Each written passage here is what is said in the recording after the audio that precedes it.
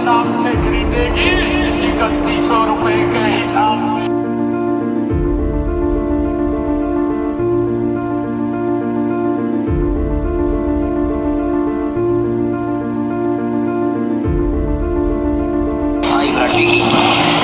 Private भी किया। Private अच्छा, सरकारी का क्या रेट है?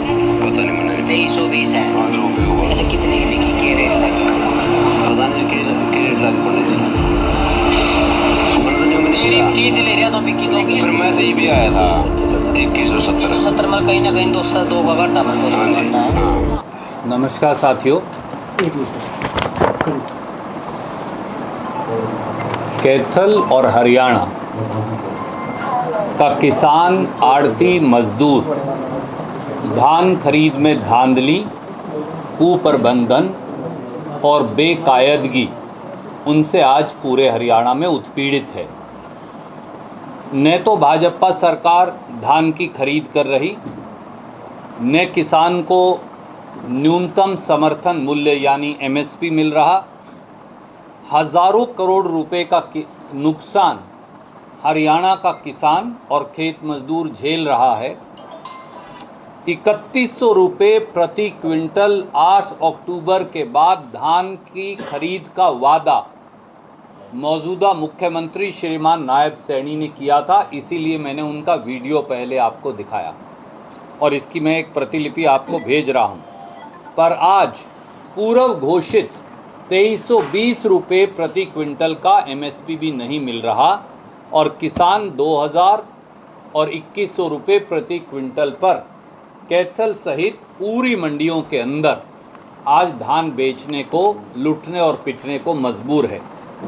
यही नहीं, जो 1509 किस्म का सुपीरियर क्वालिटी का धान है वो पिछले साल के मुकाबले में 500 से 600 रुपये प्रति क्विंटल कम बिक रहा है। 2700 और 2800 रुपये प्रति क्विंटल पे पिछले साल 3300 और 3400 रुपये प्रति क्विंटल बिका था। भाजपा सरकार की धांधली, कुप्रबंधन और बेकायदगी, मैं तीनों शब्द सोच समझकर इस्तेमाल कर रहा हूँ। उसके 3 पहलू हैं। पहला, पीआर धान एमएसपी से 150 से 200 रुपया प्रति क्विंटल कम बिक रहा है। बीजेपी सरकार ने, जैसा आपने देखा, वायदा किया था कि 8 अक्टूबर के बाद हरियाणा में धान की फसल का 3100 रुपये प्रति क्विंटल एमएसपी मिलेगा। मैंने आपको मौजूदा मुख्यमंत्री का बाकायदा वीडियो दिखाया जो वायदा सार्वजनिक तौर से किया गया था। पर कैथल सहित पूरे हरियाणा में धान 2100 रुपये से 2200 रुपये प्रति क्विंटल के बीच में बिका है। 50% से ज़्यादा धान की फसल बाज़ार में आ चुकी और बिक चुकी। सबसे ज़्यादा नुकसान मोटी परमल किस्म के पीआर धान में हुआ है। किसान हताश है, आड़ती मजबूर है और मजदूर बेजार है, परंतु कोई सुनने वाला नहीं। सरकार चैन की बंसी बजा रही है और मंत्री और मंत्रिमंडल के महकमों की मलाईदार बंटवारे का खेल खेल रही है। क्या श्रीमान नायब सैनी बताएंगे कि 2 सीधे सवाल हैं। नंबर 1, क्या हरियाणा के पीआर उत्पादक किसान को 3100 रुपये प्रति क्विंटल का भाव मिलेगा, जैसा 8 अक्टूबर के बाद देने का बीजेपी ने चुनाव में वादा किया था? और जो किसान 2100 और 2200 रुपये पे अपना धान बेच चुका, क्या उसको उसके फार्म 17 के आधार पर 3100 और 2100 के बीच का डिफरेंस जो है वो सरकार उसके खाते में जमा करवाएगी?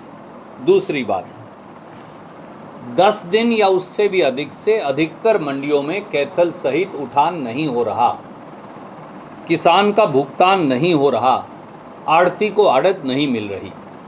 आप बाहर जाकर देख लीजिए, आज कैथल की अनाज मंडी और चारों तरफ की सड़कों पर पांव धरने की जगह नहीं। यही नहीं, मैं आपको एक बहुत 3 चौंकाने वाली फ़ोटो दिखाना चाहूँगा और वो ये दर्शाती हैं कि राष्ट्रीय राजमार्ग NH 65 अब धान डालने की जगह बन चुका है। ये देखिए, ये अभी 1 घंटा पहले की पेहवा और कैथल के बीच में राष्ट्रीय राजमार्ग NH 65 की फ़ोटो हैं, मैं आपको भेज भी रहा हूँ। आपको यहाँ बाकायदा बोर्ड भी दिख रहे हैं NH 65 के। ये परिस्थिति है, पूरे NH 65 के ऊपर धान पड़ा है। अब नेशनल हाईवे पर भी धान डालने की नौबत आ गई और 10 दिन से मंडी में उठान नहीं हुआ। जब तक उठान नहीं होगा गेट पास नहीं मिलेगा, गेट पास नहीं मिलेगा पेमेंट नहीं आएगी, पेमेंट नहीं आएगी किसान को भुगतान नहीं होगा और ना ही आड़ती को आड़त मिलेगी। ये हाल कैथल मंडी का भी है, ये हाल राजौंद मंडी का भी है, ये हाल धांड मंडी का भी है, ये हाल पुंडरी मंडी का भी है, ये हाल गुलाचीका मंडी का भी है और ये हाल पूरे हरियाणा की मंडियों का आज है। वो यमुनानगर हो, वो अम्बाड़ा हो, वो करनाल हो, वो कुरुक्षेत्र हो, वो दूसरे इलाके हों, यहाँ तक कि लाडवा मंडी जिन्होंने मुख्यमंत्री नायब सैनी जी को चुना वहाँ भी यही हालत है। थानेसर मंडी जिन्होंने कुरुक्षेत्र जिले में नायब सैनी जी को चुना उनकी भी यही हालत है। किसान त्राहिमाम है, आड़ती मजबूर है, मजदूर बेजार है और सरकार मौज कर रही है। तीसरा पहलू और वो है आड़ती पर जो पड़ रही कटौती की मार पिछले सीज़न की और आड़ती को जो आड़त नहीं मिल रही। पिछला जो सीज़न था गेहूं का, उसकी हरियाणा भर में मंडी के आड़तियों पर 150 करोड़ रुपए से अधिक की कटौती की मार पड़ी। अकेले कैथल में 14 करोड़ रुपए की कटौती दामी से काट ली गई। उसके बाद ये वादा किया गया था कि इस बार चुनाव जीतने के बाद बीजेपी ठीक कर देगी। आज भी 2.5% आड़त को रिस्टोर करने का कोई नामो निशान नहीं है। वही 45 और 46 रुपये पर आड़ती लूट और पिट रहा है। तो एक तरफ फसल का उठान नहीं, दूसरी तरफ फसल डालने की जगह नहीं और कैथल में तो एक और जाती हो रही।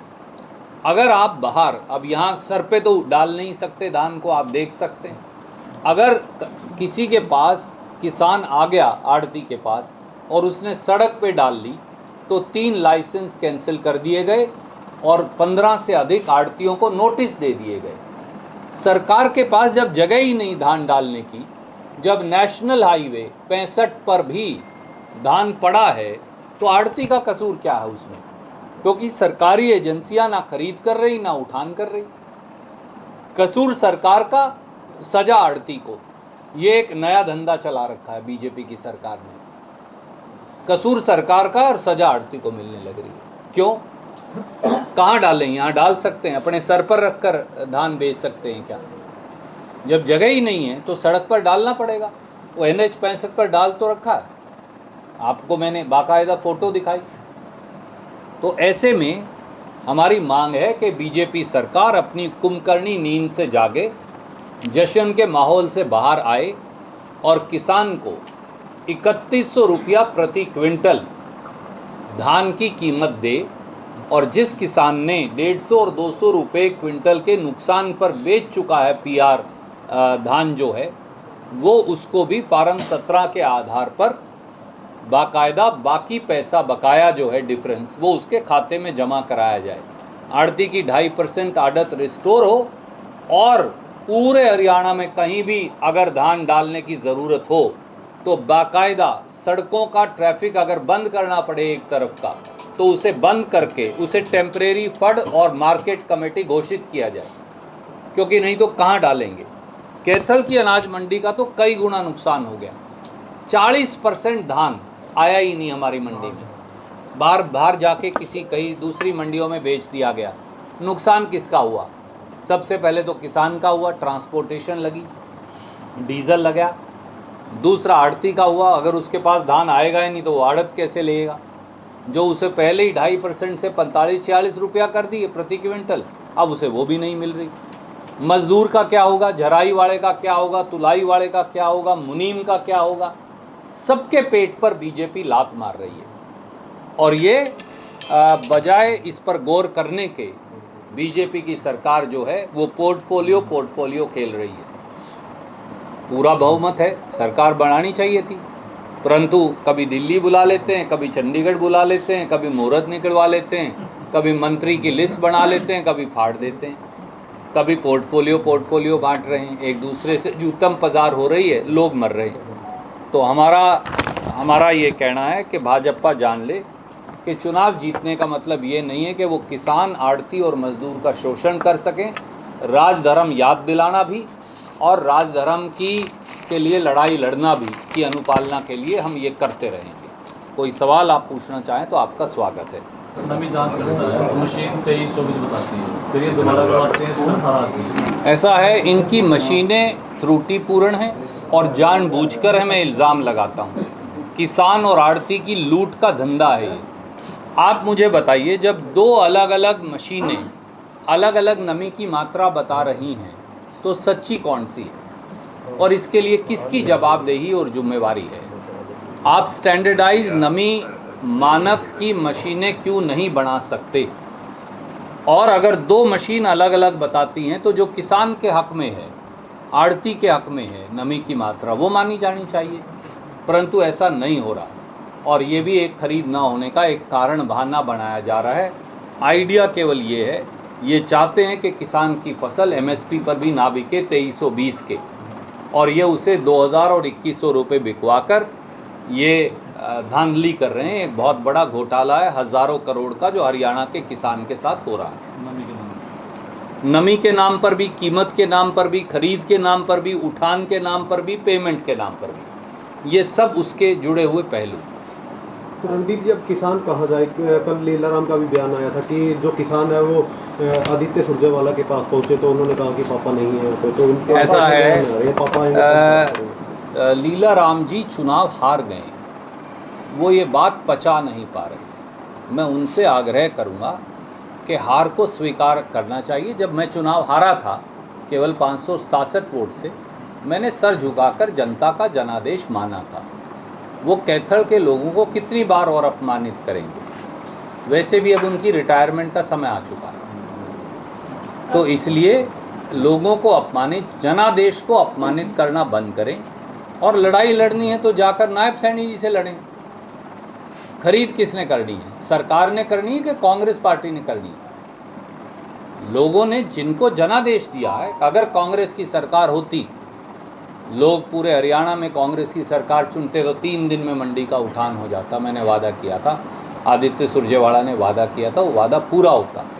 आज भी उनकी आवाज़ बनकर किसानों की आवाज़ उठाने का काम हम सब का है। मेरा बतौर सांसद के, आदित्य सुरजेवाला का बतौर विधायक के, और हम सारे साथियों का, कांग्रेस के जागरूक सिपाहियों का। ये मत समझे चुनाव में जीत और हार चलती रहेगी। चुनाव में हार गया था तो हमने लोगों की आवाज़ उठानी बंद नहीं की। आज अगर हम चुनाव जीते हैं और विपक्ष में हैं तो एक जिम्मेवार विपक्ष की सजग भूमिका निभाएंगे। अगर वो ये समझते हैं कि वो मखौल उड़ाकर, लोगों के जनादेश का मजाक उड़ाकर, कैथल के लोगों को अपमानित करके लीलाराम अपनी हार को पचा लेंगे तो वो गलत फहमी के शिकार हैं। तो किसान कहाँ जाए? किसान दोनों तरफ, किसान को न्याय देना पड़ेगा। बीजेपी की सरकार को, मैंने इसीलिए आपको पहले वीडियो दिखाया, जो व्यक्ति मुख्यमंत्री चुना गया है उस व्यक्ति ने ये वादा किया था वोट लेने से पहले कि 3100 रुपया प्रति क्विंटल किसान को फसल की कीमत मिलेगी। हमारा काम है एक सजग विपक्ष के तौर पर सरकार के कान, आँख और नाक खोल के रखना। तो हम ये कह रहे हैं 3100 रुपया प्रति क्विंटल दीजिए। जिस किसान को 2320 भी नहीं मिला, उसका जो डिफरेंस है 3100 में से 2170, 2150, 2100 जो मिला वो उसे दीजिए और आड़ती की आड़त दीजिए और उठान करवाइए। 48 घंटे के अंदर उठान करवाना चाहिए। सरकार चाहे तो क्या नहीं हो सकता। दुर्भाग्य ये है कि वो पोर्टफोलियो खेल रहे हैं, मंत्री पद खेल रहे हैं, और उन्हें हरियाणा के लोगों से कोई वास्ता नहीं। वो समझते हैं कि लोगों का बेवकूफ़ बनाकर, लोगों को जात पात के आधार पर विभाजित करके उन्होंने वोट ले लिए हरियाणा के लोगों के, इसलिए अब कोई काम करने की ज़रूरत नहीं रही। तो वे गलत फहमी के शिकार ना रहें। विपक्ष एक सजग और सक्रिय भूमिका निभाएगा। रणदीप जी, कांग्रेस की सरकार आते आते चली गई, तो क्या मंथन किया, क्या आउटपुट आया? देखिए, इस खड़गे जी और राहुल गांधी जी के स्तर पर ये मंथन चल रहा है बाकायदा, और जैसे ही वो कोई निर्णय करेंगे आपको पता चल जाएगा, हमें भी पता चल जाएगा। गुरनाम चड्ढूनी का बयान आया कि प्रियंका गांधी को आगे आना चाहिए, राहुल गांधी को पीछे हटना चाहिए। देखिए, वो हमारी पार्टी में नहीं है, उनकी अलग पार्टी है, वो अपनी राय रख सकते हैं, मैं क्यों उनके साथ वाद विवाद में पढ़ूँ। उन्होंने कहा कि कांग्रेस की हार का मुख्य कारण जो है भूपेंद्र हुड्डा रहे। देखिए, मैंने इसीलिए कहा चड्ढूनी साहब किसान नेता हैं, बतौर किसान नेता मैं उनका आदर करता हूं, पर वो एक अलग राजनीतिक दल में हैं, तो मैं उनके साथ क्यों वाद विवाद में पड़ूं। Thank you. शुक्रिया भाई साहब। ये पंडित जी आप कृपया करके